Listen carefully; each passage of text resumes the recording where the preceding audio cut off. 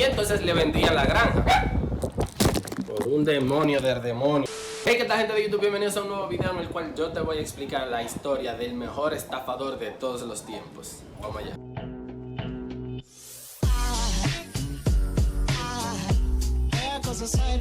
Si es la primera vez que estás en este canal, yo te invito a que te suscribas y que le des like al video. Si ya estás suscrito, agarra este video y compártelo con tus amigos. Si no te gusta esta clase de video, compártelo con tus enemigos.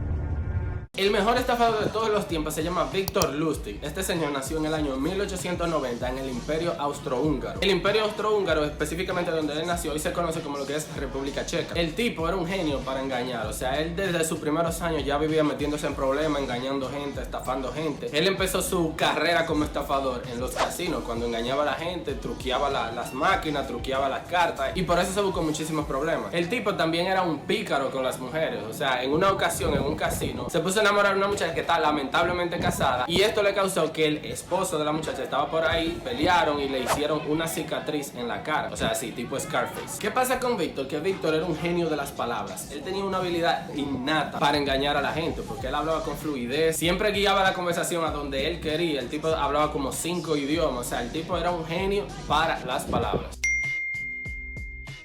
Las estafas de los transatlánticos consistían en lo siguiente. Él se había mudado a Francia, entonces desde Francia él tomaba un barco hasta Nueva York. Estando en los barcos, él se ganaba la confianza de los más ricos que iban en el barco, fingiendo ser un productor musical de Broadway. O sea, le vendía a la gente de que él organizaba eventos musicales y teatrales en Broadway, y los convencía a estos ricos de que invirtieran en ese proyecto. Pero tú supiste que no había ninguna producción ni musical ni teatral. Entonces, con ese engaño, con ese dinero de varias personas, él estafaba a la gente, agarraba ese dinero y volvía y repetía el proceso. Engañaba a gente desde Francia hasta Nueva York y desde Nueva York hasta Francia de nuevo. Él repitió este engaño varias veces en su vida, pero ¿qué sucede? Que cuando vino la Primera Guerra Mundial prácticamente se quedó sin trabajo.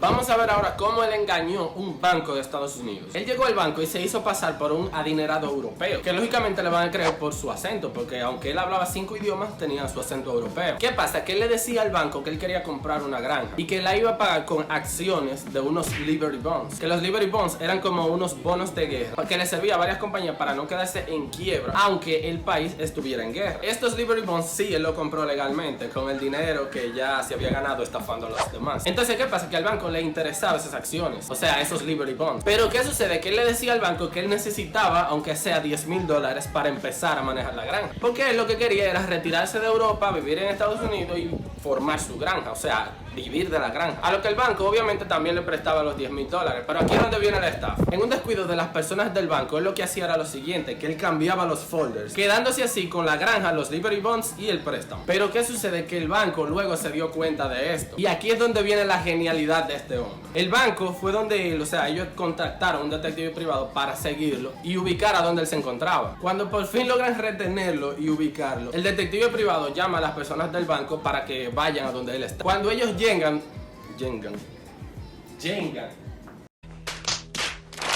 Cuando ellos llegan donde Víctor, les dicen que lo van a meter preso. A lo que él les responde que no, que ellos no pueden meterlo preso, porque ellos se irían a la quiebra y ellos se quedan en el aire. O sea, ¿por qué carajo no iríamos a la quiebra? Él le dice que si ellos meten preso a Víctor, se va a saber por qué fue. O sea, se va a saber que un simple hombre logró engañar a todo un banco con todo y seguridad, y que las personas van a ver como que ese banco no es seguro y no van a querer guardar su dinero ahí, lo cual tiene lógica. Entonces ellos se quedan como, mierda, tiene razón el tipo. Él le dice que no puede meterlo preso o se va a saber. Entonces, ¿qué sucede? Que ellos deciden dejarlo así, pero él le dice que no. Él dice que él necesita un soborno para él quedarse callado con ese tema. Entonces, ¿qué sucede? Que encima de todo, ellos tienen que darle $10,000 más para que él se quede callado. Eso es algo que gente que nació con el arte del engaño solamente podría hacerlo. It is what it is. It is what it is.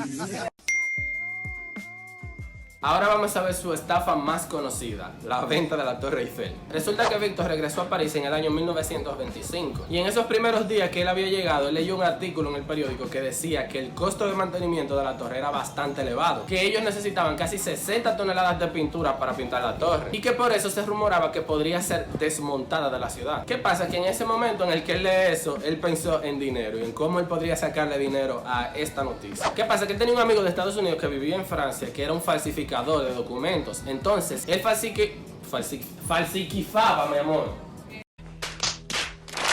Él falsificaba unos papeles que lo hacía poner como si él fuera un ministro de telégrafos del gobierno. Y él contactaba a lo que son los chatarreros, que son las personas que vivían de lo que es la industria del metal en esos entonces. Él se comunicaba con los más ricos de París, los más ricos de la zona de por ahí, y lo llevaba en un viaje en limusina, presentándole los documentos supuestamente legales y diciendo como que el gobierno lo había contactado a ellos para venderle lo que es la Torre Eiffel, porque no podían mantenerla. Sucede que como él presentaba documentos legales, algunos se lo creían, otros no. Otros simplemente parecían no estar interesados. Pero hubo uno que sí cayó, que se llamaba André Poisson. André Poisson se mostraba bastante interesado en lo que era comprar la Torre Eiffel, por más ilógico que suene. Pero él no se decidía a comprarla porque su esposa se mantenía incrédula. Ella le decía como que Menos tú estás pendejo, ¿ok, hijo? no, como que no es posible en realidad que vendan la torre. Y por eso él no se decidía. Entonces Víctor lo que hizo fue lo siguiente. Víctor se comunicó con André Poisson en privado y le dijo, oye, lo que hay, yo te voy a vender la torre más barata porque realmente yo soy un funcionario de esos que reciben soborno y el dinero que me paga el gobierno no me da para mantener el estilo de vida que yo quiero llevar. Entonces yo por menos dinero te puedo conseguir lo que es la documentación de la torre si tú me das una cantidad de dinero extra a mí para yo aceptarlo como una especie de soborno. ¿Qué pasa? Que en esos entonces los funcionarios del gobierno eran corruptos, cosa que se mantiene hoy en día. Y ahí entonces André Poisson se mostró ya que estaba decidido y le dio el dinero a Víctor. ¿Qué pasa? Que Víctor agarra ese dinero y se va con el amigo de los, el falsificador, y se mudan a Austria durante un mes. ¿Qué pasa? Que Víctor se mantiene tranquilo en Austria durante este periodo de tiempo para ver si André Poisson lo iba a denunciar. Pero sucede que André Poisson no quiso ser el estúpido que compró la Torre Eiffel y por eso no lo denunció. ¡Eres un grandísimo estúpido!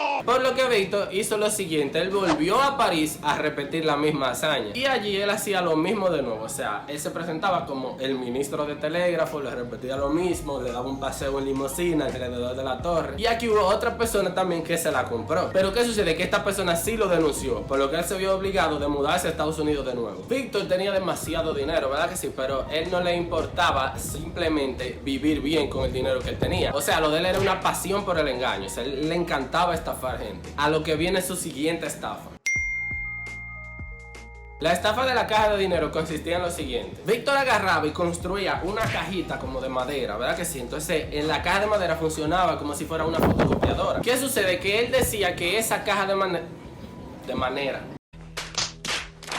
¿Qué sucede? Que él decía que esa caja de madera fotocopiaba dinero. Pero el único problema era que la caja duraba 6 horas para hacer su demostración. O sea, él agarraba la caja, se le enseñaba a los potenciales compradores, él ponía un billete de $100, le daba a copiar, pasaban 6 horas y ellos veían cómo efectivamente salían $200, o sea, dos billetes de 100. Entonces, para él mostrarle de que en realidad ese dinero sí era real, él agarraba y se iba con ellos al banco y lo depositaban. Y ellos veían cómo el banco aceptaba ese dinero. Entonces, ahí la gente se la compraba. Él vendía estas cajas de dinero por $30,000. Pero ¿qué sucede? Que ya cuando la gente volvía a repetir el proceso, o sea, a entrar $100 más y repetir ese proceso, efectivamente salían otros $100, pero después de ahí solo salía papel blanco. Quiere decir que pasaban 12 horas para ellos poder reclamarle a Víctor de que la máquina no funcionaba y que había sido un engaño. Pero tú supiste que como pasaron 12 horas ya Víctor estaba lejísimo. Resulta que él un día en Texas engañó a un sheriff de la policía con el mismo proceso de la máquina. Entonces él se había ido, el sheriff le cayó atrás. O sea, él iba detrás de Víctor buscando que lo estafó y que él quería su dinero para atrás. Pues ¿qué pasa? Que se mantuvieron en esa, el sheriff de la policía cayéndole atrás, y ellos manejaron desde Texas hasta Pittsburgh, donde por fin pudo conseguirlo. Porque Víctor era fácil de localizar debido a su cicatriz en la cara. Pues cuando el sheriff de la policía por fin lo encuentra, le dice que él tiene que devolverle su dinero porque él lo engañó, que él lo va a meter preso. Y aquí viene la genialidad de Víctor otra vez. Víctor le dice que él no puede meterlo preso porque él es un sheriff de la policía y estaba comprando una máquina falsa de hacer dinero. Por lo que si él caía, el sheriff de la policía caía también por corrupto. Entonces le dicen que no, pues entonces yo te voy a matar, yo te doy un tiro aquí, te mato y me voy. Y Víctor le dice que él no puede hacer eso porque en realidad fue él que dañó la máquina, que la máquina sí funciona. Y el sheriff de la policía, tú sabes, ya estaba quillado, ya él estaba enojado, él dijo que no, que eso era mentira. Él le dijo que sí, que tú la dañaste, tú no la usaste como se debía. Lo convenció de eso y le iba a regalar otra máquina. El sheriff de la policía dijo que él no quería otra máquina, que él quería su dinero de regreso. Y Víctor le dijo, está bien, yo te voy a dar tus $30,000, páquete, y le devolvió sus $30,000. ¿Qué pasa? Que un mes después el sheriff de la policía, después de regresar a Texas, cae preso. ¿Por qué cayó preso? Porque los $30,000 que le dio Víctor eran falsos. O sea que con Víctor no. Víctor es el crack, de verdad. Vamos a ver ahora cómo él logró engañar al capo más grande de esa época, Al Capone. Víctor duró un tiempo viviendo en Chicago, entonces lo que hizo fue tratar de coincidir en los lugares donde frecuentaba Al Capone, hasta que un día él por fin logra hablar con este famoso capo. ¿Qué pasa? Que él le dice a Al Capone que él es un estafador y le explica todas las estafas que él ha hecho. ¿Qué pasa? Que él le dice que él necesita $50,000 para una estafa que él pretende hacer, y él le dice que en 2 meses él se lo va a devolver con $100,000, o sea, el doble de lo que Al Capone le prestaría. Él lo convence y Al Capone le dice que está bien, que no hay problema, pero que si lo engaña con el dinero, él lo va a matar. Sucede que Víctor lo que hace es que agarra ese dinero y lo mete en el banco y espera a que pasen los 2 meses. Cuando pasan los 2 meses, él vuelve donde Al Capone y le dice: no, mire, yo no pude hacer la estafa del dinero, yo estoy en quiebra ahora mismo, el negocio no se dio, y le devuelve los $50,000 a Al Capone. Al Capone piensa: este tipo es honesto, entonces yo lo que voy a hacer es que le voy a dar $1,000. Al Capone le regaló $1,000 a él por su honestidad, o sea, premiando su honestidad, y Víctor simplemente se va con sus $1,000. Sucede que este era el plan desde un principio de Víctor: hacerse amigo del hombre más peligroso de Estados Unidos.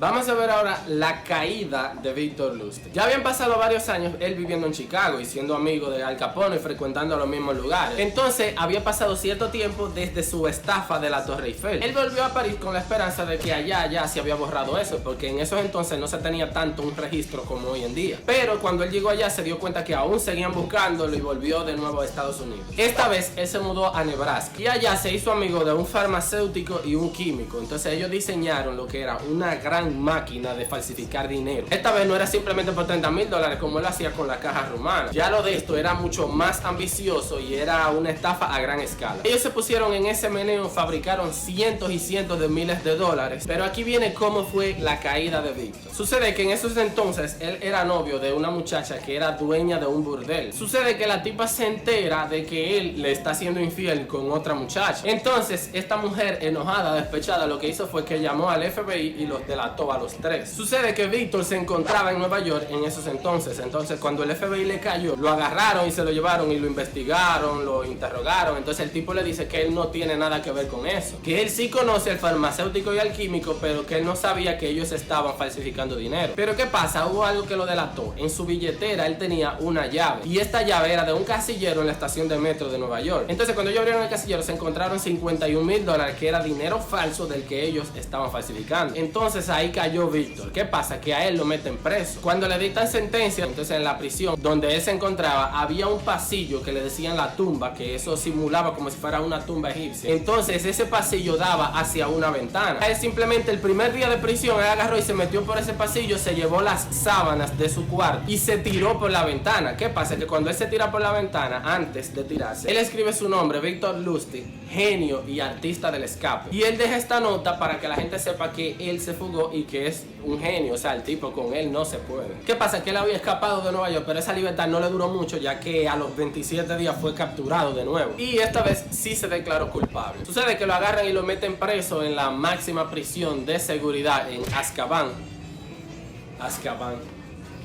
No fue en Azkaban, fue en Alcatraz, en San Francisco. Entonces cuando él llega allá, que lo tienen preso, él se da cuenta que su gran amigo Al Capone está ahí. Por consiguiente, quien lo cuida a él en la celda es Al Capone. Pero ¿qué pasa? Que luego a Víctor le da neumonía y fallece a los 57 años. Antes de él fallecer, él pidió que en su certificado de difunción, en el área de ocupación, pusieran que él era un aprendiz de vendedor. Si él consideraba que él era un aprendiz, yo no sé que él consideraba que fuese un maestro, porque un tipo lograr venderte lo que es la Torre Eiffel 2 veces es un genio de la venta. Cuando finalmente él fallece y revisan su celda, él tenía un dibujo de la Torre Eiffel pegado en la pared. El dibujo debajo decía: vendida por 100,000 francos, que en ese entonces un franco equivalía a $1.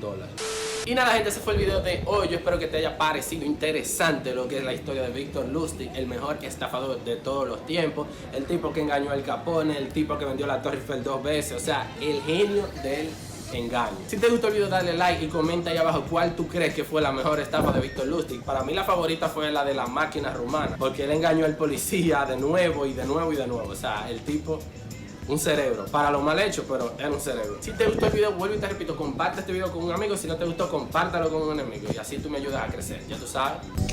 Peace.